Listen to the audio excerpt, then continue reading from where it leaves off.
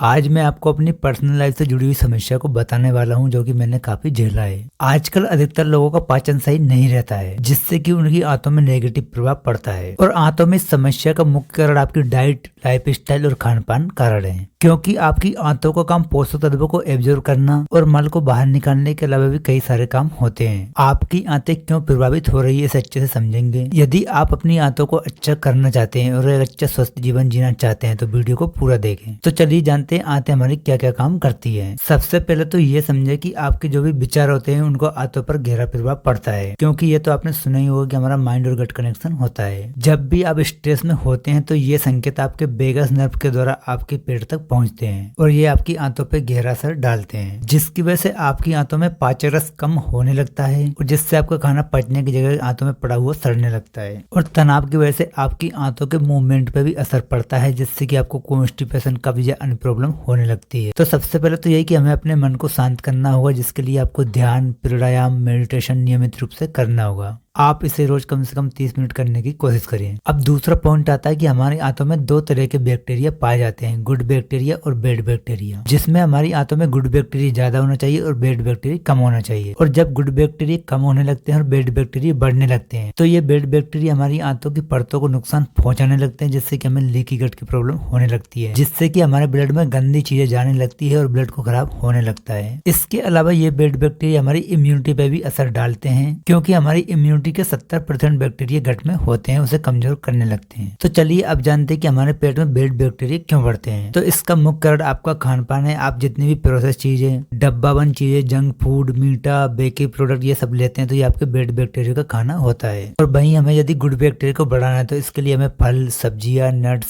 Seeds, अनाज, fibre युक्त चीजें, ये गुड बैक्टीरिया की चीजें होती है। तो ओवरऑल हमें अपनी डाइट को सुधारना होगा। इसके अलावा हमें एंटीबायोटिक का उपयोग कम से कम करना होगा, क्योंकि ये बैड बैक्टीरिया को तो मारती है, इसके अलावा गुड बैक्टीरिया को भी मार देती है। तो डॉक्टर की सलाह पर ले या फिर कम से कम ले। और वहीं गुड बैक्टीरिया को बढ़ाने के लिए आपको प्रोबायोटिक अपनी डाइट में ऐड करना होगा। और प्रोबायोटिक के लिए हमें दही और छाछ को अपनी डाइट में ऐड करना है। इसके अलावा आपको अपनी डाइट में प्रीबायोटिक यानी कि अमरूद के बीज, अनार, साबुत चीजें, ऐसी चीजों को लेना है, क्योंकि ये इनके जो बीज होते हैं वो हमारे गट में सही से नहीं पचते हैं, जो कि आंतों तक पहुंचते हैं और यही गुड बैक्टीरिया का भोजन होता है। तो आपको अपने आहार को सुधारना है, अच्छी नींद लेना है, स्ट्रेस को कम लेना है, ये आंतों के लिए काफी अच्छे होते हैं। इस वीडियो संबंधित कोई भी डाउट हो तो कमेंट सेक्शन में पूछ सकते हैं। बाकी वीडियो को लाइक करें, चैनल को सब्सक्राइब करें। इस तरह के इन्फॉर्मेटिव वीडियो आपके लिए लाते रहते हैं। दिल से धन्यवाद।